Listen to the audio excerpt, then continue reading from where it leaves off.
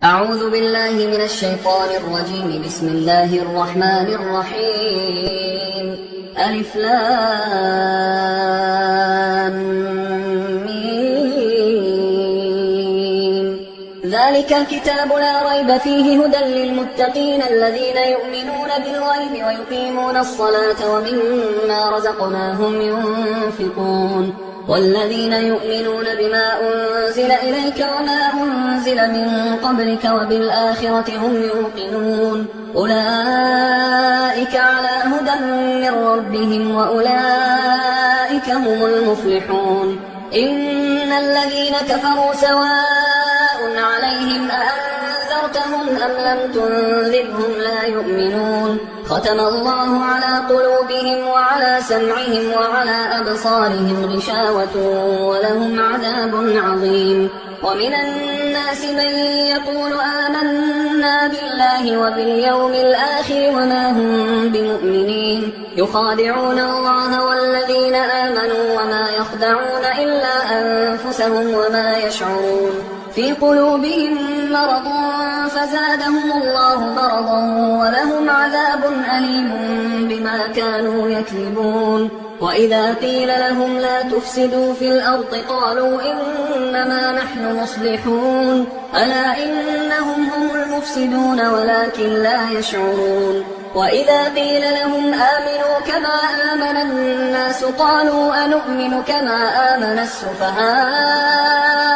ألا إنهم هم السفهاء ولكن لا يعلمون. وإذا لقوا الذين آمنوا قالوا آمنا وإذا خلوا إلى شياطينهم قالوا إنا معكم إنما نحن مستهزئون. الله يستهزئ بهم ويمدهم في طغيانهم يعمهون. أولئك الذين اشتروا الضلالة بالهدى فما ربحت تجارتهم وما كانوا مهتدين. مثلهم كمثل الذي استوقد نارا فلما أضاءت ما حوله ذهب الله بنورهم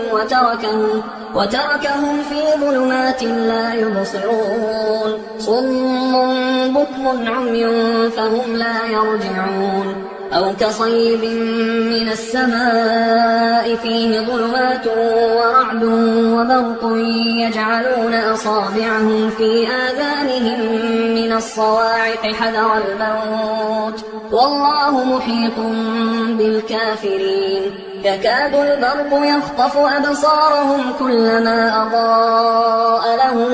مشوا فيه وإذا أظلم عليهم قاموا ولو شاء الله لذهب بسمعهم وأبصارهم إن الله على كل شيء قدير. يا أيها الناس اعبدوا ربكم الذي خلقكم والذين من قبلكم لعلكم تتقون الذي جعل لكم الأرض فراشا والسماء بناء وأنزل من السماء ماء فأخرج به من الثمرات رزقا لكم فلا تجعلوا لله أندادا وأنتم تعلمون. وإن كنتم في ريب مما نزلنا على عبدنا فأتوا بسورة من مثله وادعوا شهداءكم من دون الله إن كنتم صادقين. فإن لم تفعلوا ولن تفعلوا فاتقوا النار التي وقودها الناس والحجارة أعدت للكافرين. وبشر الذين آمنوا وعملوا الصالحات أن لهم جنات تجري من تحتها الأنهار كلما رزقوا منها من ثمرة رزقا قالوا هذا الذي رزقنا من قبل وأتوا به متشابها ولهم فيها أزواج مطهرة وهم فيها خالدون. إن الله لا يستحيي أن يضرب مثلا ما بعوضة فما فوقها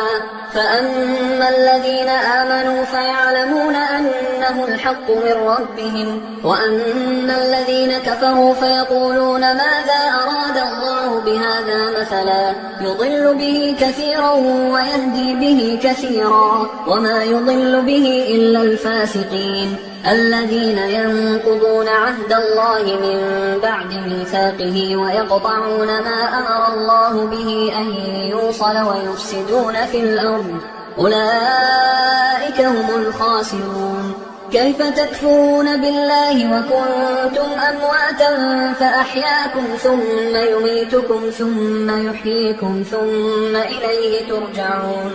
هو الذي خلق لكم ما في الأرض جميعا ثم استوى إلى السماء فسواهن 7 سماوات وهو بكل شيء عليم. وإذ قال ربك للملائكة إني جاعل في الأرض خليفة قالوا أتجعل فيها من يفسد فيها ويسفك الدماء ونحن نسبح بحمدك ونقدس لك قال إني أعلم ما لا تعلمون. وعلم آدم الأسماء كلها ثم عرضهم على الملائكة فقال أنبئوني بأسماء هؤلاء إن كنتم صادقين. قالوا سبحانك لا علم لنا إلا ما علمتنا إنك أنت العليم الحكيم. قال يا آدم أنبئهم بأسمائهم فلما أنبأهم بأسمائهم قال ألم أقل لكم إني أعلم غيب السماوات والأرض وأعلم ما تبدون وما كنتم تكتمون. وإذ قلنا للملائكة اسجدوا لآدم فسجدوا إلا إبليس أبى واستكبر وكان من الكافرين. وقلنا يا آدم اسكن أنت وزوجك الجنة وكلا منها رغدا حيث شئتما ولا تقربا هذه الشجرة فتكونا من الظالمين. فأزلهما الشيطان عنها فأخرجهما مما كانا فيه وقلنا اهبطوا بعضكم لبعض عدو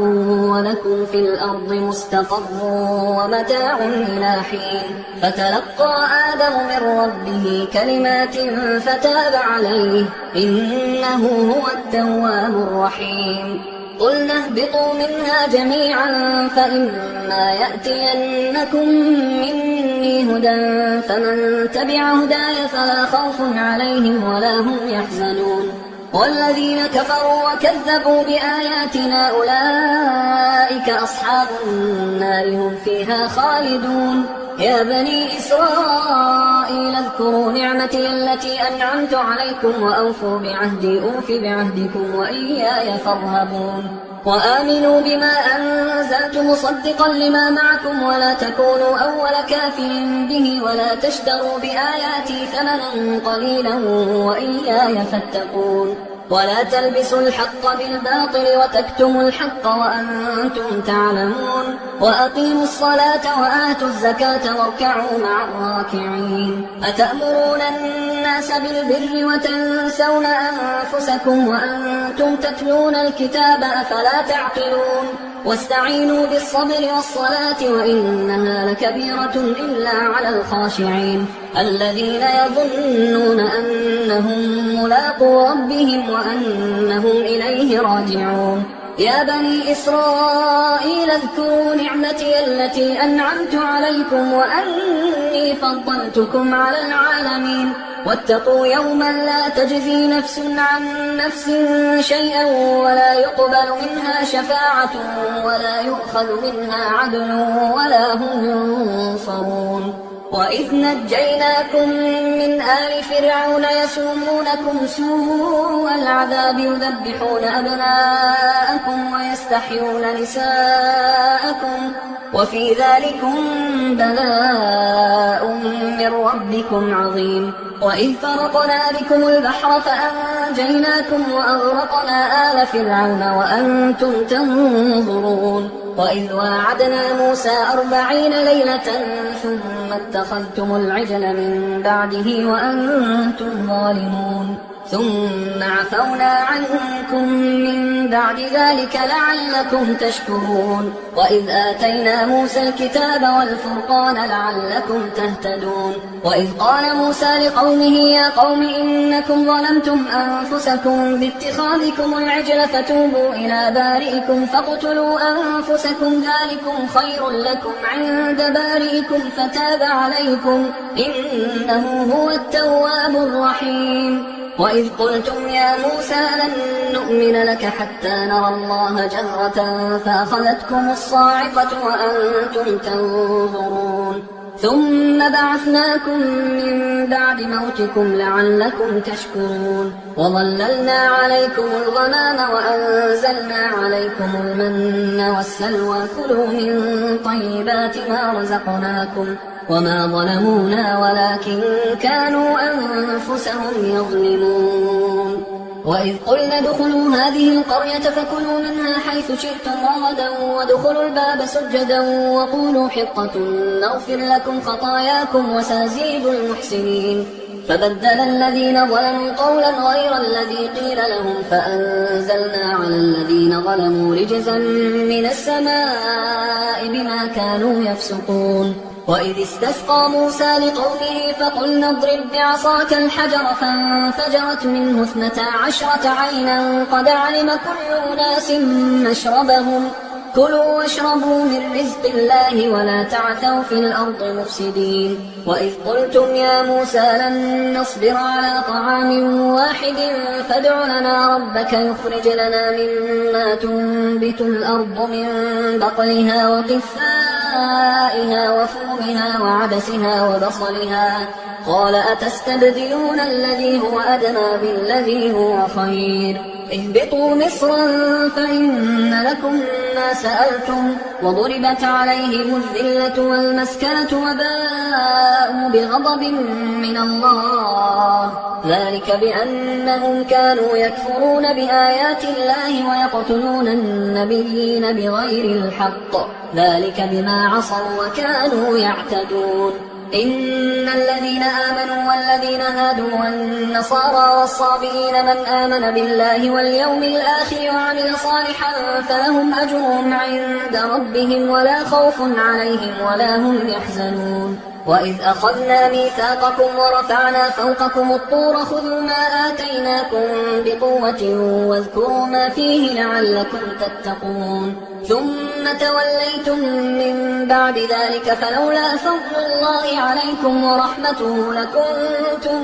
من الخاسرين ولقد علمتم الذين اعتدوا منكم في السبت فقلنا لهم كونوا قردة خاسئين فجعلناها نكالا لما بين يديها وما خلفها وموعظة للمتقين وإذ قال موسى لقومه إن الله يأمركم أن تذبحوا بقرة قالوا أتتخذنا هزوا قال أعوذ بالله أن أكون من الجاهلين قالوا ادع لنا ربك يبين لنا ما هي قال إنه يقول إنها بقرة لا فارض ولا بكر عوان بين ذلك فافعلوا ما تؤمرون قالوا ادع لنا ربك يبين لنا ما لونها قال إنه يقول إنها بقرة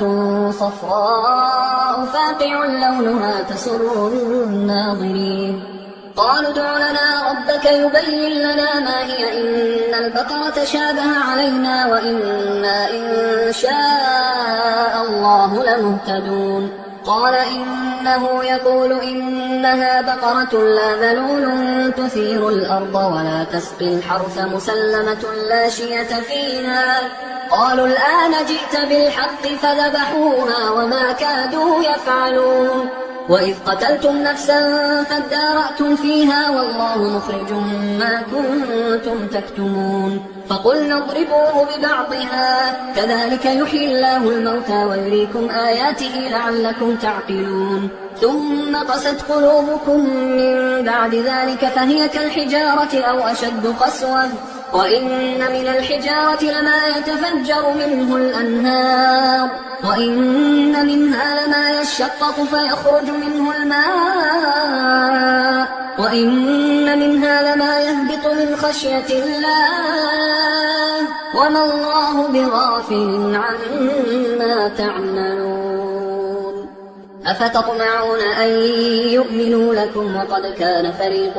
منهم يسمعون كلام الله ثم يحرفونه من بعد ما عقلوه وهم يعلمون. وإذا لقوا الذين آمنوا قالوا آمنا وإذا خلا بعضهم إلى بعض قالوا أتحدثونهم بما فتح الله عليكم ليحاجوكم به عند ربكم أفلا تعقلون. أولا يعلمون أن الله يعلم ما يسرون وما يعلنون. ومنهم أميون لا يعلمون الكتاب إلا أماني وإنهم إلا يظنون. فويل للذين يكتبون الكتاب بأيديهم ثم يقولون هذا من عند الله ليشتروا به ثمنا قليلا فويل لهم مما كتبت أيديهم وويل لهم مما يكسبون. وقالوا لن تمسنا النار إلا أياما معدودة قل أتخذتم عند الله عهدا فلن يخلف الله عهده أم تقولون على الله ما لا تعلمون. بلى من كسب سيئة وأحاطت به خطيئته فأولئك أصحاب النار هم فيها خالدون. والذين آمنوا وعملوا الصالحات أولئك أصحاب الجنة هم فيها خالدون. وإذ أخذنا ميثاق بني إسرائيل لا تعبدون إلا الله وبالوالدين إحسانا وذي القربى واليتامى والمساكين وقولوا للناس حسنا وأقيموا الصلاة وآتوا الزكاة ثم توليتم إلا قليلا منكم وأنتم معرضون. وإذ أخذنا ميثاقكم لا تسفكون دماءكم ولا تخرجون أنفسكم من دياركم ثم أقررتم وأنتم تشهدون. ثم أنتم هؤلاء تقتلون أنفسكم وتخرجون فريقا منكم من ديارهم تظاهرون عليهم بالإثم والعدوان وإن يأتوكم أسارى تفادوهم وهو محرم عليكم إخراجهم أفتؤمنون ببعض الكتاب وتكفرون ببعض فما جزاء من يفعل ذلك منكم إلا خزي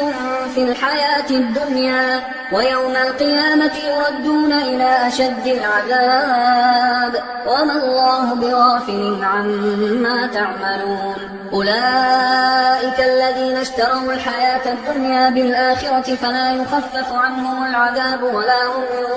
ينصرون. ولقد آتينا موسى الكتاب وقفينا من بعده بالرسل وآتينا عيسى بن مريم البينات وأيدناه بروح القدس أفكلما جاءكم رسول بما لا تهوى أنفسكم استكبرتم ففريقا كذبتم وفريقا تقتلون. وقالوا قلوبنا غلف بل لعنهم الله بكفرهم فقليلا ما يؤمنون. ولما جاءهم كتاب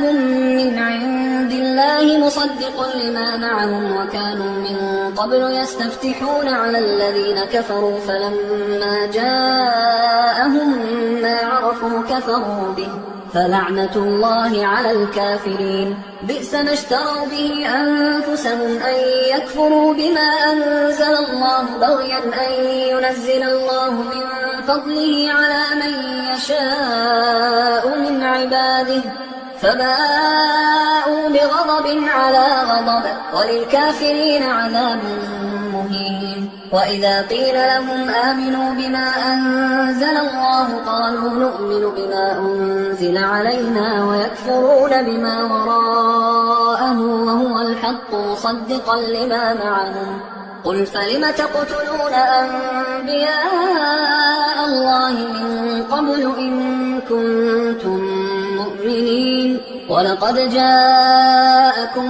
موسى بالبينات ثم اتخذتم العجل من بعده وأنتم ظالمون. وإذ أخذنا ميثاقكم ورفعنا فوقكم الطور خذوا ما آتيناكم بقوة واسمعوا قالوا سمعنا وعصينا وأشربوا في قلوبهم العجل بكفرهم قل بئس ما يأمركم به إيمانكم إن كنتم مؤمنين قل إن كانت لكم الدار الآخرة عند الله خالصة من دون الناس فتمنوا الموت إن كنتم صادقين ولن يتمنوه أبدا بما قدمت أيديهم والله عليم بالظالمين ولتجدنهم أحرص الناس على حياة ومن الذين أشركوا يود أحدهم لو يعمر 1000 سنة وما هو بمزحزحه من العذاب أن يعمر والله بصير بما يعملون قل من كان عدوا لجبريل فإنه نزله على قلبك بإذن الله مصدقا لما بين يديه وهدى وبشرى للمؤمنين من كان عدوا لله وملائكته ورسله وجبريل وميكال فإن الله عدو للكافرين ولقد أنزلنا إليك آيات بينات وما يكفر بها إلا الفاسقون أوكلما عاهدوا عهدا نبذه فريق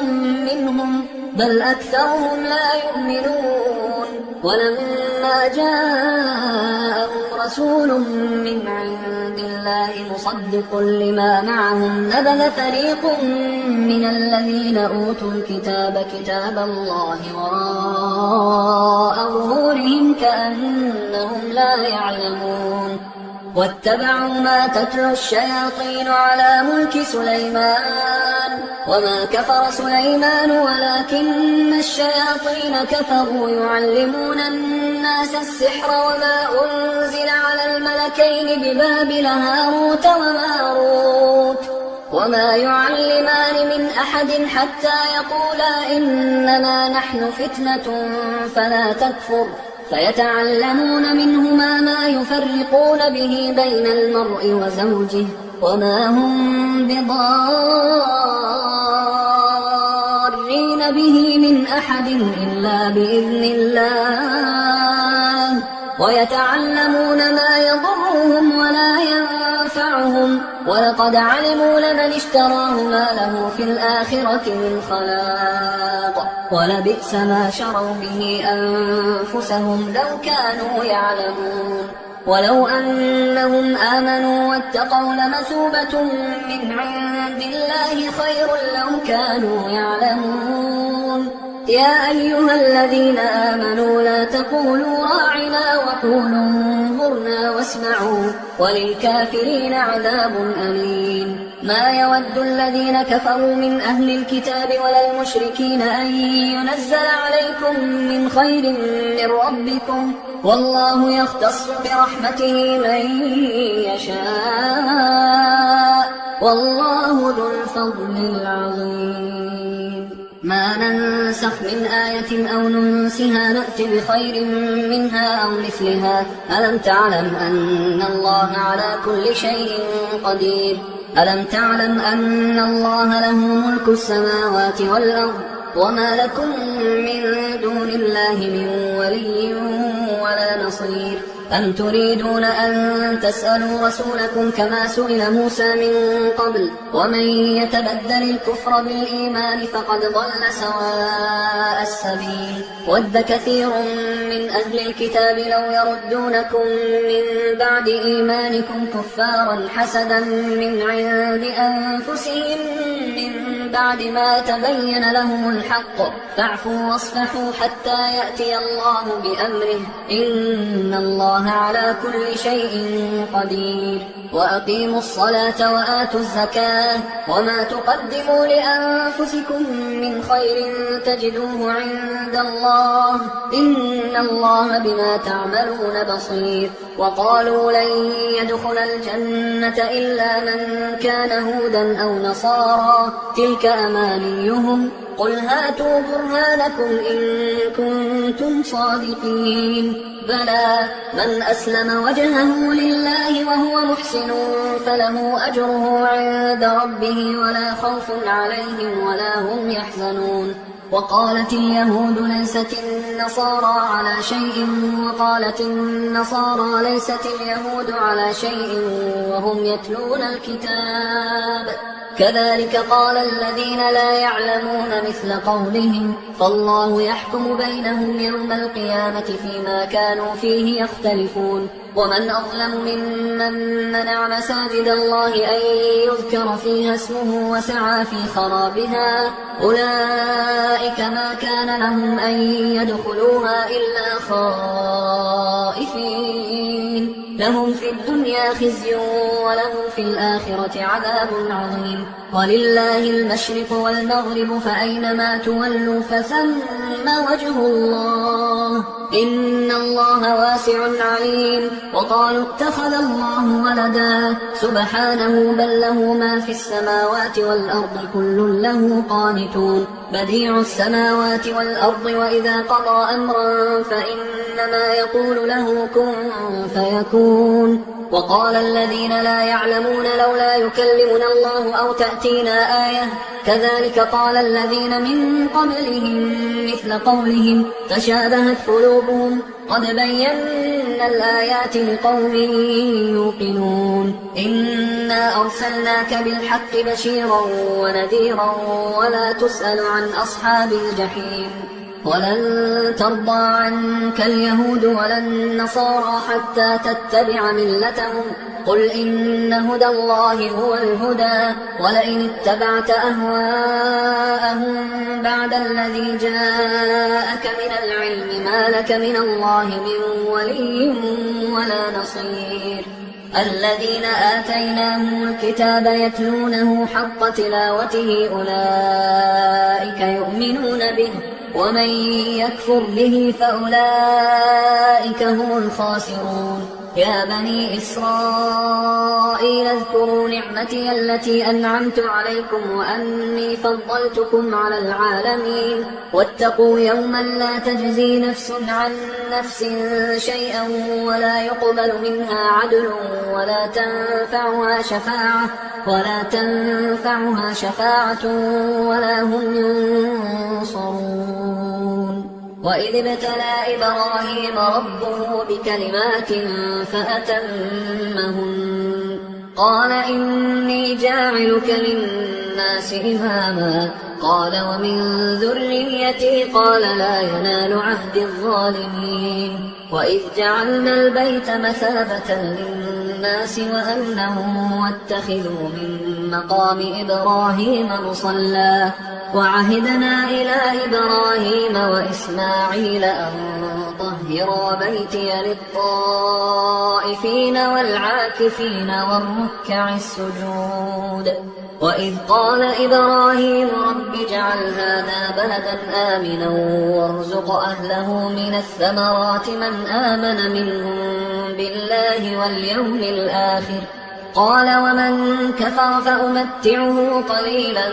ثم أضطره إلى عذاب النار وبئس المصير وإذ يرفع إبراهيم القواعد من البيت وإسماعيل ربنا تقبل منا إنك أنت السميع العليم ربنا واجعلنا مسلمين لك ومن ذريتنا أمة مسلمة لك وأرنا مناسكنا وتب علينا إنك أنت التواب الرحيم ربنا وابعث فيهم رسولا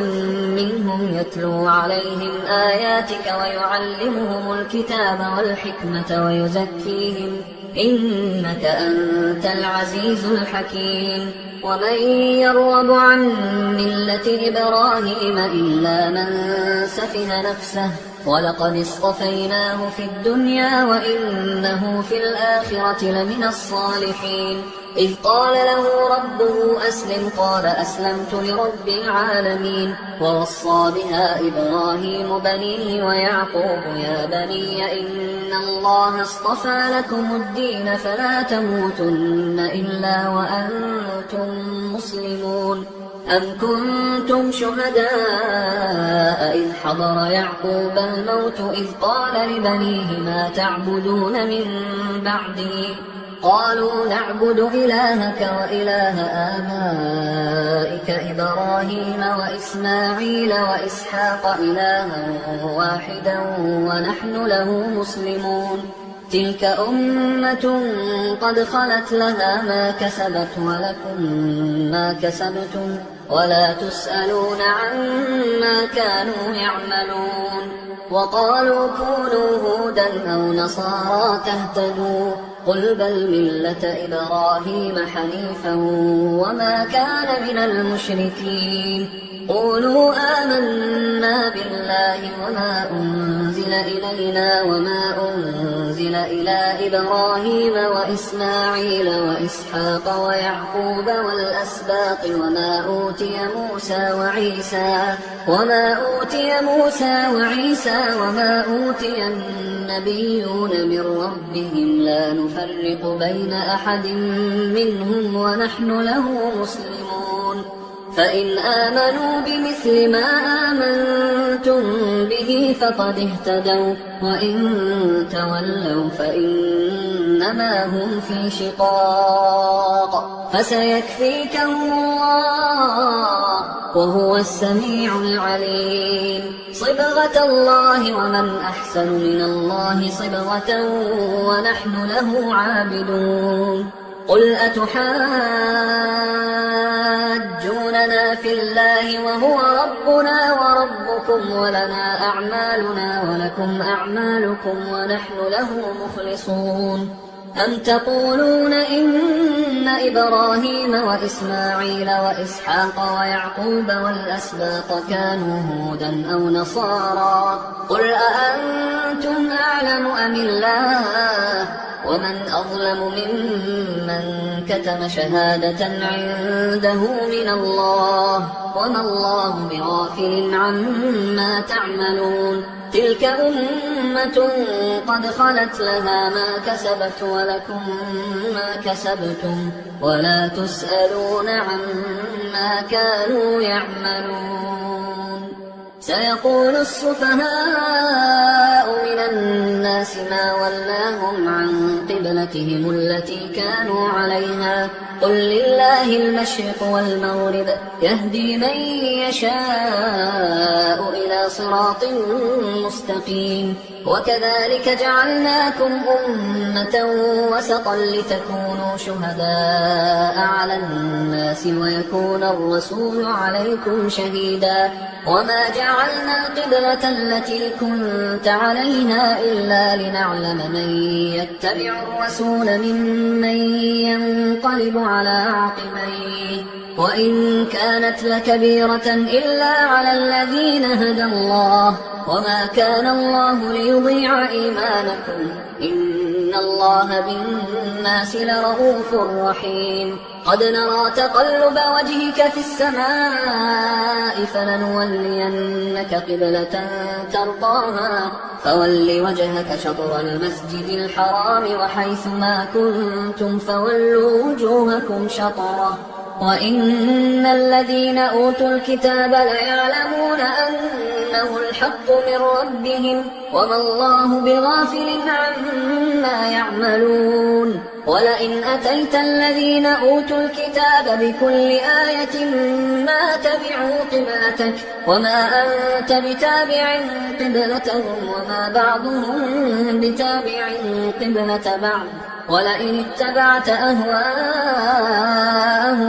من بعد ما جاءك من العلم إنك إذا لمن الظالمين الذين آتيناهم الكتاب يعرفونه كما يعرفون أبناءهم وإن فريقا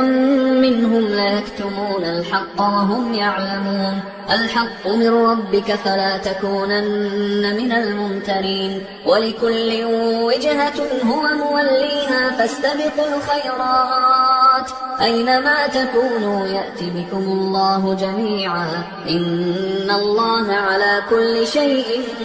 قدير ومن حيث خرجت فول وجهك شطر المسجد الحرام وإنه للحق من ربك وما الله بغافل عما تعملون ومن حيث خرجت فول وجهك شطر المسجد الحرام وحيث ما كنتم فولوا وجوهكم شطره لئلا يكون للناس عليكم حجة إلا الذين ظلموا منهم فلا تخشوهم واخشوني ولأتم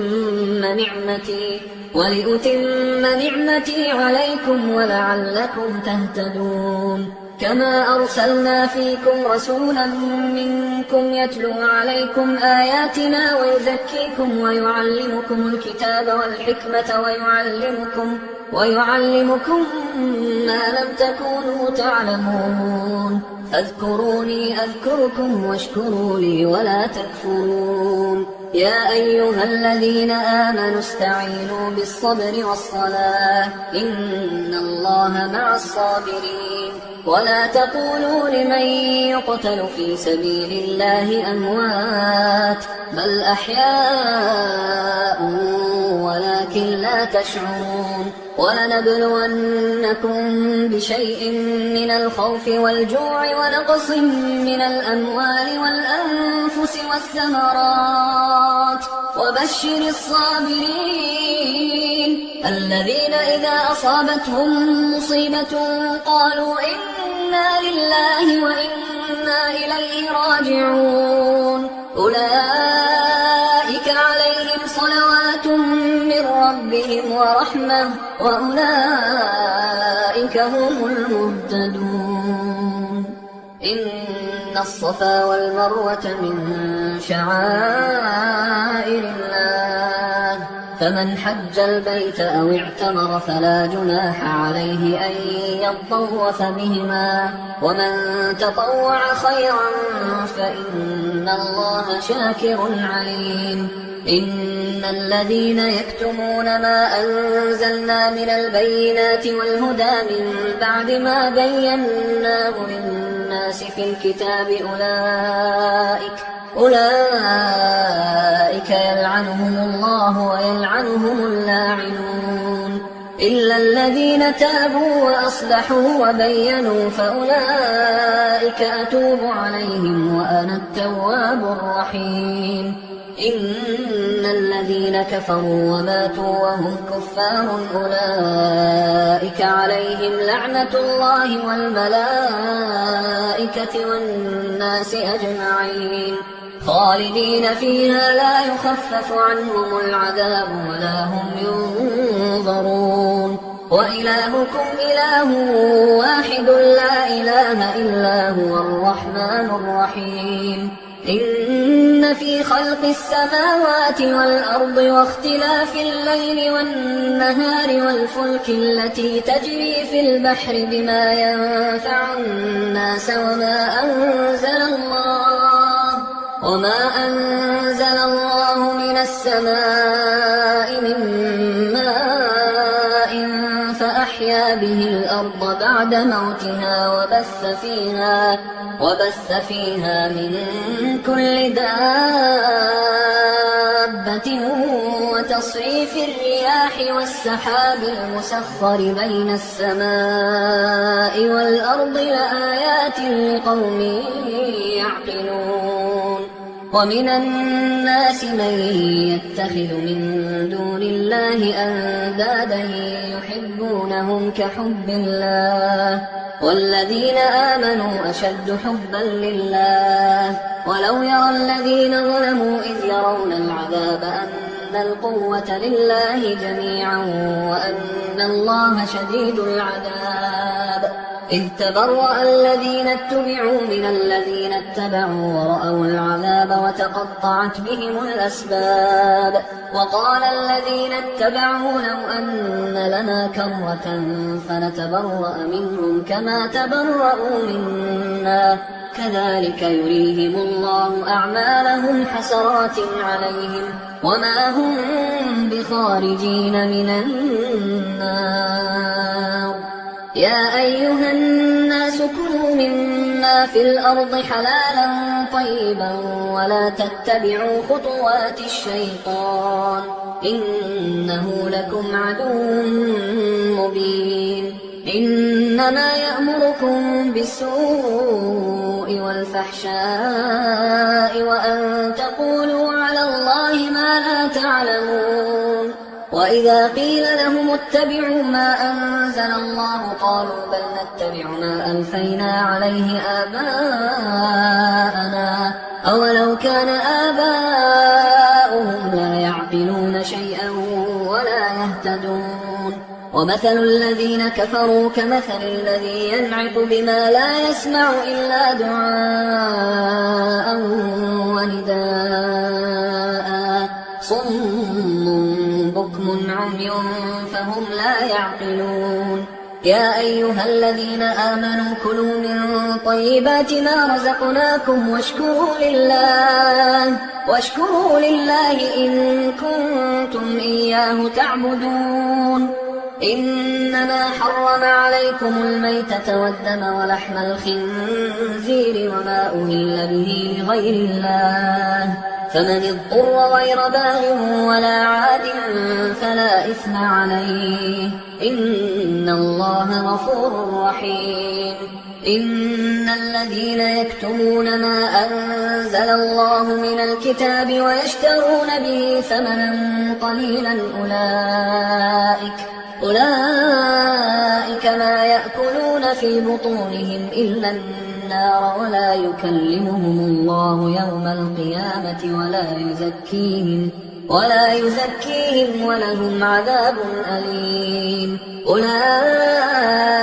الذين اشتروا الضلالة بالهدى والعذاب بالمغفرة فما أصبرهم على النار ذلك بأن الله نزل الكتاب بالحق وإن الذين اختلفوا في الكتاب لفي شقاق بعيد ليس البر أن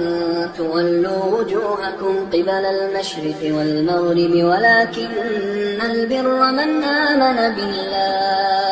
ولكن البر من آمن بالله واليوم الآخر والملائكة والكتاب والنبيين وآتى المال على حبه ذوي القربى واليتامى والمساكين وابن السبيل والسائلين وفي الرقاب وأقام الصلاة وآتى الزكاة والموفون بعهدهم إذا عاهدوا والصابرين في البأساء والضراء وحين البأس أولئك الذين صدقوا وأولئك هم المتقون يا أيها الذين آمنوا كتب عليكم القصاص في القتلى الحر بالحر والعبد بالعبد والأنثى بالأنثى فمن عفي له من أخيه شيء فاتباع بالمعروف وأداء إليه بإحسان ذلك تخفيف من ربكم ورحمة فمن اعتدى بعد ذلك فله عذاب أليم ولكم في القصاص حياة يا أولي الألباب لعلكم تتقون كتب عليكم إذا حضر أحدكم الموت إن ترك خيرا الوصية للوالدين والأقربين بالمعروف حقا على المتقين فمن بدله بعدما سمعه فإنما إثمه على الذين يبدلونه إن الله سميع عليم فمن خاف من موص جنفا أو إثما فأصلح بينهم فلا إثم عليه إن الله غفور رحيم. يا أيها الذين آمنوا كتب عليكم الصيام كما كتب على الذين من قبلكم لعلكم تتقون أياما معدودات. فمن كان منكم مريضا أو على سفر فعدة من أيام أخر وعلى الذين يطيقونه فدية طعام مسكين فمن تطوع خيرا فهو خير له وأن تصوموا خير لكم إن كنتم تعلمون. شهر رمضان الذي أنزل فيه القرآن هدى للناس وبينات من الهدى والفرقان فمن شهد منكم الشهر فليصم ومن كان مريضا أو على سفر فعدة من أيام أخر يريد الله بكم اليسر ولا يريد بكم العسر ولتكملوا العدة ولتكبروا الله على ما هداكم ولعلكم تشكرون. وإذا سألك عبادي عني فإني قريب أجيب دعوة الداعي إذا دعان فليستجيبوا لي وليؤمنوا بي لعلهم يرشدون. أحل لكم ليلة الصيام الرفث إلى نسائكم هن لباس لكم وأنتم لباس لهن علم الله أنكم كنتم تختانون أنفسكم فتاب عليكم وعفى عنكم فالآن باشروهن وابتغوا ما كتب الله لكم وكلوا واشربوا حتى يتبين لكم الخيط الأبيض من الخيط الأسود من الفجر ثم أتموا الصيام إلى الليل ولا تباشروهن وأنتم عاكفون في المساجد تلك حدود الله فلا تقربوها كذلك يبين الله آياته للناس لعلهم يتقون. ولا تأكلوا أموالكم بينكم بالباطل وتدلوا بها إلى الحكام لتأكلوا فريقا من أموال الناس بالإثم وأنتم تعلمون. يسألونك عن الأهلة قل هي مواقيت للناس والحج وليس البر بأن تأتوا البيوت من ظهورها ولكن البر من اتقى وأتوا البيوت من أبوابها واتقوا الله لعلكم تفلحون. وقاتلوا في سبيل الله الذين يقاتلونكم ولا تعتدوا إن الله لا يحب المعتدين. واقتلوهم حيث ثقفتموهم وأخرجوهم من حيث أخرجوكم والفتنة أشد من القتل ولا تقاتلوهم عند المسجد الحرام حتى يقاتلوكم فيه فإن قاتلوكم فاقتلوهم كذلك جزاء الكافرين فإن انتهوا فإن الله غفور رحيم. وقاتلوهم حتى لا تكون فتنة ويكون الدين لله فإن انتهوا فلا عدوان إلا على الظالمين. الشهر الحرام بالشهر الحرام والحرمات قصاص فمن اعتدى عليكم فاعتدوا عليه بمثل ما اعتدى عليكم واتقوا الله واعلموا أن الله مع المتقين. وأنفقوا في سبيل الله ولا تلقوا بأيديكم إلى التهلكة وأحسنوا إن الله يحب المحسنين. وأتموا الحج والعمرة لله فإن أحصرتم فما استيسر من الهدي ولا تحلقوا رؤوسكم حتى يبلغ الهدي محله فمن كان منكم مريضا أو به أذى من رأسه ففدية من صيام أو صدقة أو نسك فإذا أمنتم فمن تمتع بالعمرة إلى الحج فما استيسر من الهدي فمن لم يجد فصيام 3 أيام في الحج و7 إذا رجعتم تلك 10 كاملة ذلك لمن لم يكن أهله حاضر المسجد الحرام واتقوا الله واعلموا أن الله شديد العقاب. الحج أشهر معلومات فمن فرض فيهن الحج فلا رفث ولا فسوق ولا جدال في الحج وما تفعلوا من خير يعلمه الله وتزودوا فإن خير الزاد التقوى واتقون يا أولي الألباب. ليس عليكم جناح أن تبتغوا فضلا من ربكم، فإذا أفضتم من عرفات فاذكروا الله عند المشعر الحرام واذكروه كما هداكم وإن كنتم من قبله لمن الضالين. ثم أفيضوا من حيث أفاض الناس واستغفروا الله إن الله غفور رحيم. فإذا قضيتم مناسككم فاذكروا الله كذكركم آباءكم أو أشد ذكرا. فمن الناس من يقول ربنا آتنا في الدنيا وما له في الآخرة من خلاق، ومنهم من يقول ربنا آتنا في الدنيا حسنة وفي الآخرة حسنة وقنا عذاب النار. أولئك لهم نصيب مما كسبوا والله سريع الحساب. واذكروا الله في أيام معدودات، فمن تعجل في يومين فلا إثم عليه ومن تأخر فلا إثم عليه لمن اتقى. واتقوا الله واعلموا أنكم إليه تحشرون. ومن الناس من يعجبك قوله في الحياة الدنيا ويشهد الله على ما في قلبه وهو ألد الخصام. وإذا تولى سعى في الأرض ليفسد فيها ويهلك الحرث والنسل والله لا يحب الفساد. وإذا قيل له اتق الله أخذته العزة بالإثم فحسبه جهنم ولبئس المهاد. ومن الناس من يشري نفسه ابتغاء مرضات الله والله رؤوف بالعباد. يا أيها الذين آمنوا ادخلوا في السلم كافة ولا تتبعوا خطوات الشيطان إنه لكم عدو مبين. فإن زللتم من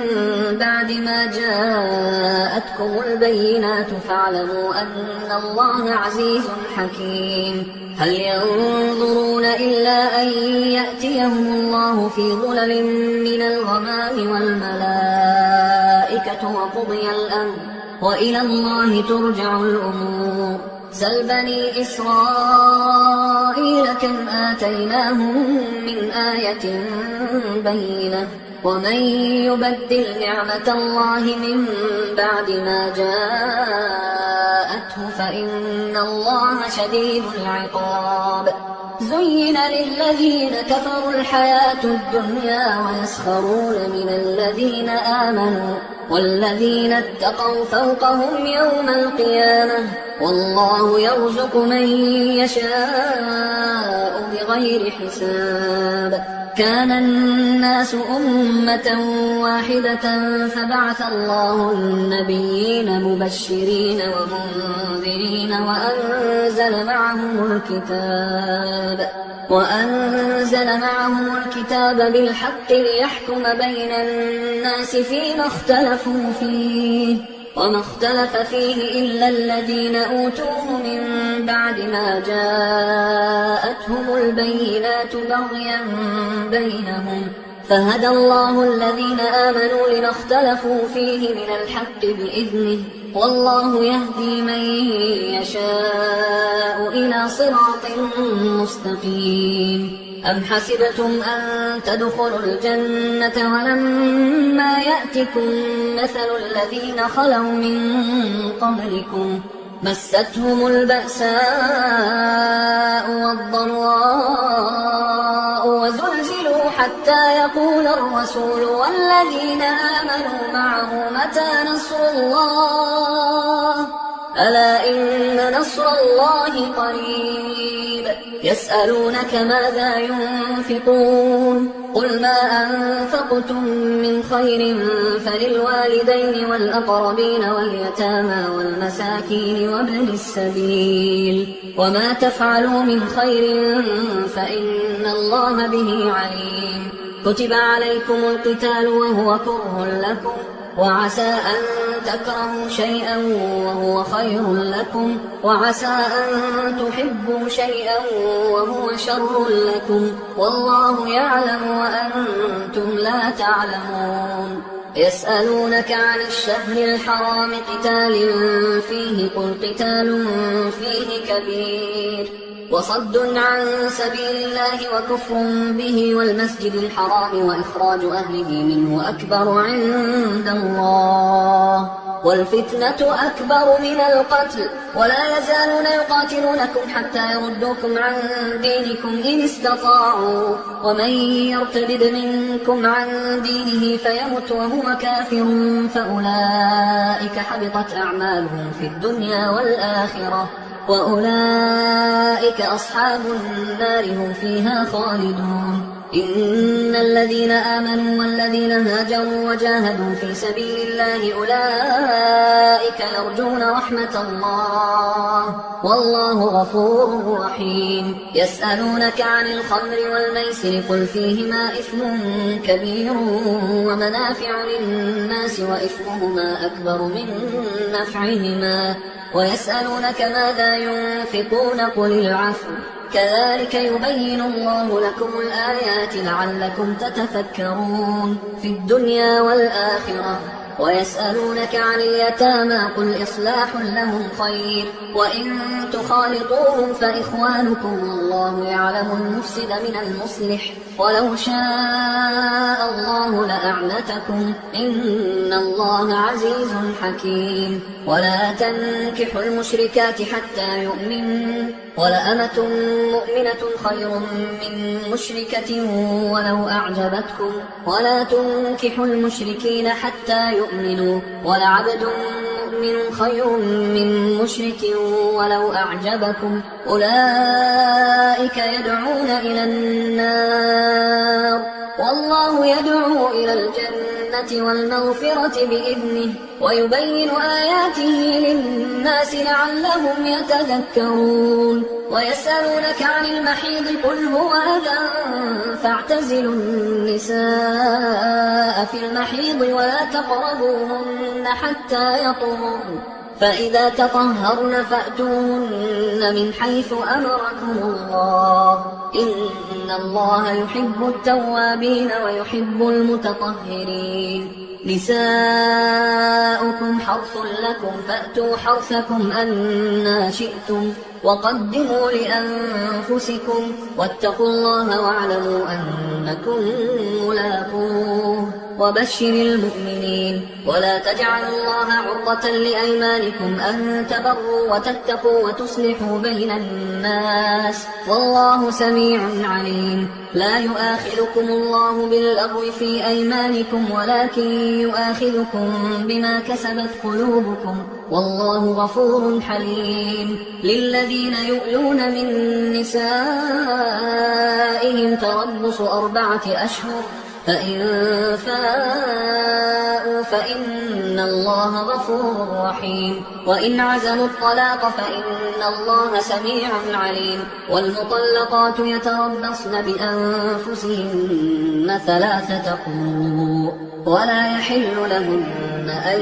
يكتمن ما خلق الله في أرحامهن إن كن يؤمن بالله واليوم الآخر وبعولتهن أحق بردهن في ذلك إن أرادوا إصلاحا ولهن مثل الذي عليهن بالمعروف وللرجال عليهن درجة والله عزيز حكيم الطلاق 2 فإمساك بمعروف أو تسريح بإحسان ولا يحل لكم أن تأخذوا مما آتيتموهن شيئا إلا أن يخافا ألا يقيما حدود الله فإن خفتم ألا يقيما حدود الله فلا جناح عليهما فيما افتدت به تلك حدود الله فلا تعتدوها ومن يتعد حدود الله فأولئك هم الظالمون. فإن طلقها فلا تحل له من بعد حتى تنكح زوجا غيره، فإن طلقها فلا جناح عليهما أن يتراجعا إن ظنا أن يقيما حدود الله، وتلك حدود الله يبينها لقوم يعلمون. وإذا طلقتم النساء فبلغن أجلهن فأمسكوهن بمعروف أو سرحوهن بمعروف، ولا تمسكوهن ضرارا لتعتدوا، ومن يفعل ذلك فقد ظلم نفسه. ولا تتخذوا آيات الله هزوا، واذكروا نعمة الله عليكم وما أنزل عليكم من الكتاب والحكمة يعظكم به، واتقوا الله واعلموا أن الله بكل شيء عليم. وإذا طلقتم النساء فبلغن أجلهن فلا تعضلوهن أن ينكحن أزواجهن إذا تراضوا بينهم بالمعروف، ذلك يوعظ به من كان منكم يؤمن بالله واليوم الآخر، ذلكم أزكى لكم وأطهر، والله يعلم وأنتم لا تعلمون. والوالدات يرضعن أولادهن حولين كاملين لمن أراد أن يتم الرضاعة، وعلى المولود له رزقهن وكسوتهن بالمعروف، لا تكلف نفس إلا وسعها، لا تضار والدة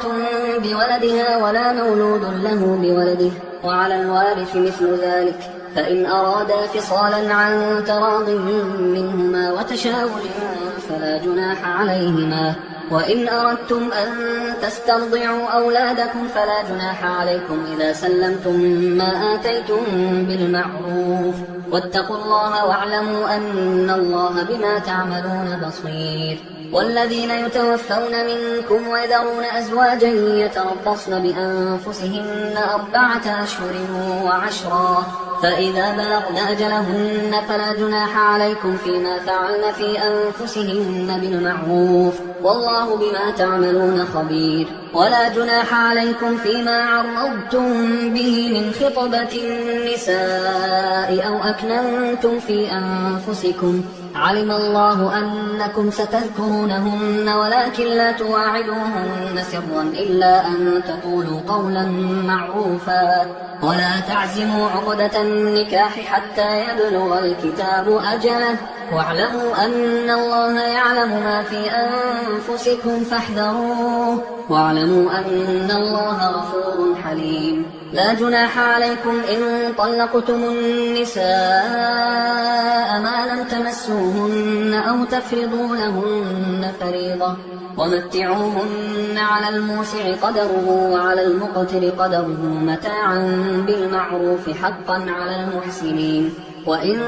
طلقتموهن من قبل أن تمسوهن وقد فرضتم لهن فريضة فنصف ما فرضتم إلا أن يعفون أو يعفو الذي بيده عقدة النكاح، وأن تعفوا أقرب للتقوى، ولا تنسوا الفضل بينكم، إن الله بما تعملون بصير. حافظوا على الصلوات والصلاة الوسطى وقوموا لله قانتين، فإن خفتم فرجالا أو ركبانا، فإذا أمنتم فاذكروا الله كما علمكم ما لم تكونوا تعلمون. والذين يتوفون منكم ويذرون أزواجا وصية لأزواجهم متاعا إلى الحول غير إخراج، فإن خرجن فلا جناح عليكم فيما فعلن في أنفسهن من معروف، والله عزيز حكيم.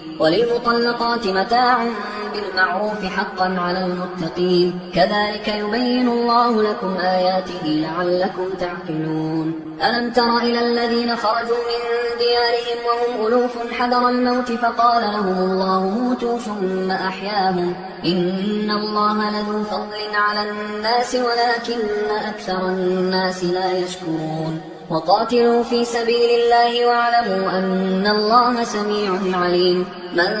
ذا الذي يقرض الله قرضا حسنا فيضاعفه له أضعافا كثيرة والله يقبض ويبسط وإليه ترجعون. ألم تر إلى الملأ من بني إسرائيل من بعد موسى إذ قالوا لنبي له ابعث لنا ملكا نقاتل في سبيل الله قال هل عسيتم إن كتب عليكم القتال ألا تقاتلوا قالوا وما لنا ألا نقاتل في سبيل الله وقد أخرجنا من ديارنا وأبنائنا فلما كتب عليهم القتال تولوا إلا قليلا منهم والله عليم بالظالمين. وقال لهم نبيهم إن الله قد بعث لكم طالوت ملكا قالوا أنى يكون له الملك علينا ونحن أحق بالملك منه ولم يؤت سعة من المال قال إن الله اصطفاه عليكم وزاده بسطة في العلم والجسم والله يؤتي ملكه من يشاء والله واسع عليم. وقال لهم نبيهم إن آية ملكه أن يأتيكم التابوت فيه سكينة من ربكم وبقية مما ترك آل موسى وآل هارون تحمله الملائكة إن في ذلك لآية لكم إن كنتم مؤمنين. فلما فصل طالوت بالجنود قال إن الله مبتليكم بنهر فمن شرب منه فليس مني ومن لم يطعمه فإنه مني إلا من اغترف غرفة بيده فشربوا منه إلا قليلا منهم فلما جاوزه هو والذين آمنوا معه قالوا لا طاقة لنا اليوم بجالوت وجنوده قال الذين يظنون أنهم ملاقو الله كم من فئة قليلة غلبت فئة كثيرة بإذن الله والله مع الصابرين. ولما برزوا لجالوت وجنوده قالوا ربنا أفرغ علينا صبرا وثبت أقدامنا وانصرنا على القوم الكافرين فهزموهم بإذن الله. وقتل داود جالوت وآتاه الله الملك والحكمة وعلمه مما يشاء ولولا دفع الله الناس بعضهم ببعض لفسدت الأرض ولكن الله ذو فضل على العالمين. تلك آيات الله نتلوها عليك بالحق وإنك لمن المرسلين. تلك الرسل فضلنا بعضهم على بعض منهم من كلم الله ورفع بعضهم درجات وآتينا عيسى ابن مريم البينات وأيدناه بروح القدس ولو شاء الله ما اقتتل الذين من بعدهم من بعد ما جاءتهم البينات ولكن اختلفوا فمنهم من آمن ومنهم من كفر ولو شاء الله ما اقتتلوا ولكن الله يفعل ما يريد. يا أيها الذين آمنوا أنفقوا مما رزقناكم من قبل أن يأتي يوم لا بيع فيه ولا خلة ولا شفاعة والكافرون هم الظالمون. الله لا إله إلا هو الحي القيوم لا تأخذه سنة ولا نوم له ما في السماوات وما في الأرض من ذا الذي يشفع عنده إلا بإذنه يعلم ما بين أيديهم وما خلفهم ولا يحيطون بشيء من علمه إلا بما شاء وسع كرسيه السماوات والأرض ولا يؤوده حفظهما وهو العلي العظيم. لا إكراه في الدين قد تبين الرشد من الغي فمن يكفر بالطاغوت ويؤمن بالله فقد استمسك بالعروة الوثقى لا انفصام لها والله سميع عليم. الله ولي الذين آمنوا يخرجهم من الظلمات إلى النور والذين كفروا أولياؤهم الطاغوت يخرجونهم من النور إلى الظلمات أولئك أصحاب النار هم فيها خالدون. ألم تر إلى الذي حاج إبراهيم في ربه أن آتاه الله الملك إذ قال إبراهيم ربي الذي يحيي ويميت قال أنا أحيي وأميت. قال إبراهيم فإن الله يأتي بالشمس من المشرق فأت بها من المغرب فبهت الذي كفر والله لا يهدي القوم الظالمين. أو كالذي مر على قرية وهي خاوية على عروشها قال أنى يحيي هذه الله بعد موتها فأماته الله 100 عام ثم بعثه قال كم لبثت؟ قال لبثت يوما أو بعض يوم. قال بل لبثت 100 عام فانظر إلى طعامك وشرابك لم يتسنه وانظر إلى حمارك ولنجعلك آية للناس وانظر إلى العظام كيف ننشفها ثم نكسوها لحما فلما تبين له قال أعلم أن الله على كل شيء قدير. وإذ قال إبراهيم رب أرني كيف تحيي الموتى قال أولم تؤمن قال بلى ولكن ليطمئن قلبي قال فخذ 4 من الطير فصرهن إليك ثم اجعل على كل جبل منهن جزءا ثم ادعهن يأتينك سعيا واعلم أن الله عزيز حكيم. مثل الذين ينفقون أموالهم في سبيل الله كمثل حبة أنبتت 7 سنابل في كل سنبلة 100 حبة والله يضاعف لمن يشاء والله واسع عليم. الذين ينفقون أموالهم في سبيل الله ثم لا يتبعون ما أنفقوا منا ولا أذى لهم أجرهم عند ربهم ولا خوف عليهم ولا هم يحزنون. قول معروف ومغفرة خير من صدقة يتبعها أذى والله غني حليم. يا أيها الذين آمنوا لا تبطلوا صدقاتكم بالمن والأذى كالذي ينفق ماله رئاء الناس ولا يؤمن بالله واليوم الآخر فمثله كمثل صفوان عليه تراب فأصابه وابل فتركه صلدا لا يقدرون على شيء مما كسبوا والله لا يهدي القوم الكافرين. ومثل الذين ينفقون أموالهم ابتغاء مرضات الله وتثبيتا من أنفسهم كمثل جنة بربوة أصابها وابل فآتت أكلها ضعفين فإن لم يصبها وابل فطل والله بما تعملون بصير. أيود أحدكم أن تكون له جنة من نخيل وأعناب تجري من تحتها الأنهار له فيها من كل الثمرات وأصابه الكبر وله ذرية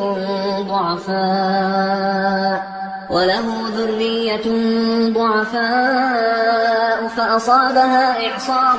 فيه نار فاحترقت كذلك يبين الله لكم الآيات لعلكم تتفكرون. يا أيها الذين آمنوا أنفقوا من طيبات ما كسبتم ومما أخرجنا لكم من الأرض ولا تيمموا الخبيث منه تنفقون ولستم بآخذيه إلا أن تغمضوا فيه واعلموا أن الله غني حميد. الشيطان يعدكم الفقر ويأمركم بالفحشاء والله يعدكم مغفرة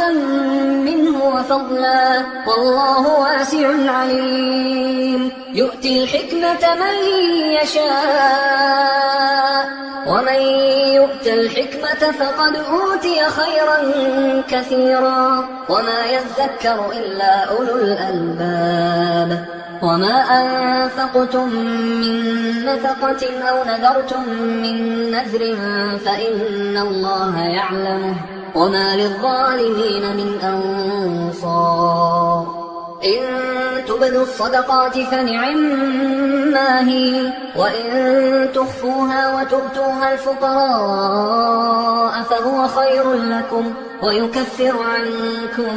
من سيئاتكم والله بما تعملون خبير ليس عليك هداهم ولكن الله يهدي من يشاء وما تنفقوا من خير فلأنفسكم وما تنفقون إلا ابتغاء وجه الله وما تنفقوا من خير يوفى إليكم وأنتم لا تظلمون للفقراء الذين أحصروا في سبيل الله لا يستطيعون ضربا في الأرض يحسبهم الجاهل أغنياء من التعفف تعرفهم بسيماهم لا يسألون الناس إلحافا وما تنفقوا من خير فإن الله به عليم الذين ينفقون أموالهم بالليل والنهار سرا وعلانية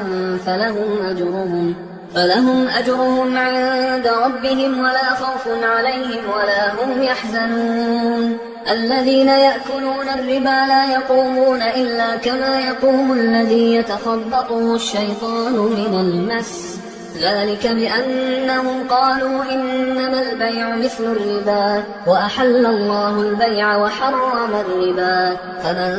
جاءه موعظة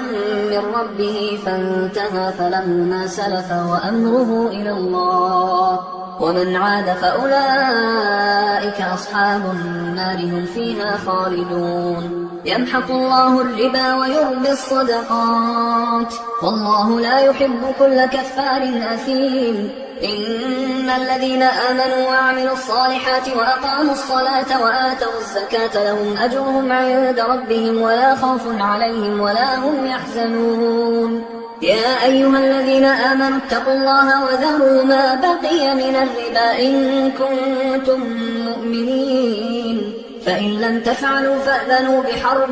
من الله ورسوله وإن تبتم فلكم رؤوس أموالكم لا تظلمون ولا تظلمون وإن كان ذو عسرة فنظرة إلى ميسرة وأن تصدقوا خير لكم إن كنتم تعلمون واتقوا يوما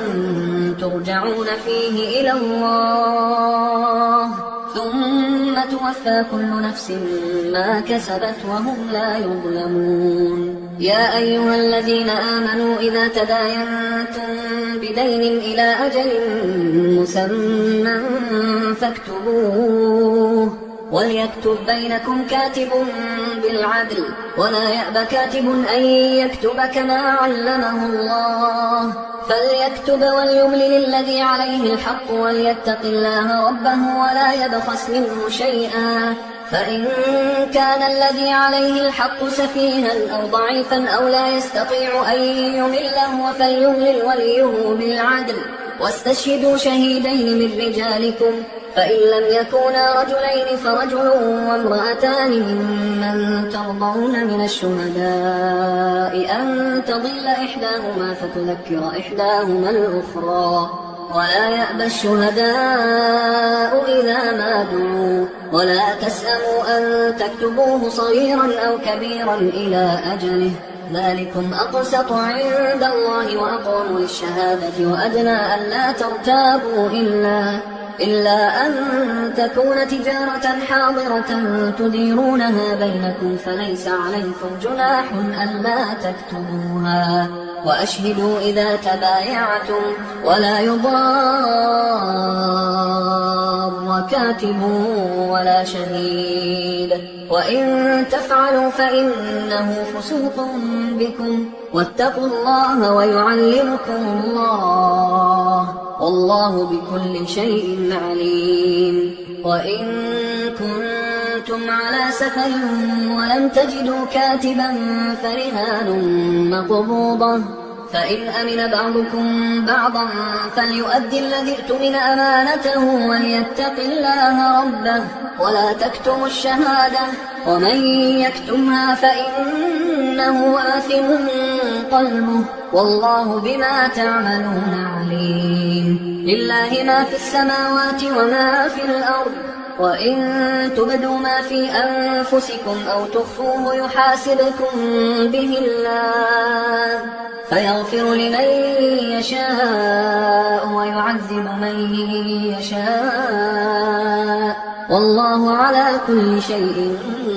قدير. آمن الرسول بما أنزل إليه من ربه والمؤمنون كل آمن بالله وملائكته وكتبه ورسله لا نفرق بين أحد من رسله وقالوا سمعنا وأطعنا غفرانك ربنا وإليك المصير. لا يكلف الله نفسا إلا وسعها لها ما كسبت وعليها ما اكتسبت ربنا لا تؤاخذنا إن نسينا أو أخطأنا ربنا ولا تحمل علينا إصرا كما حملته على الذين من قبلنا ربنا ولا تحملنا ما لا طاقة لنا به واعف عنا واغفر لنا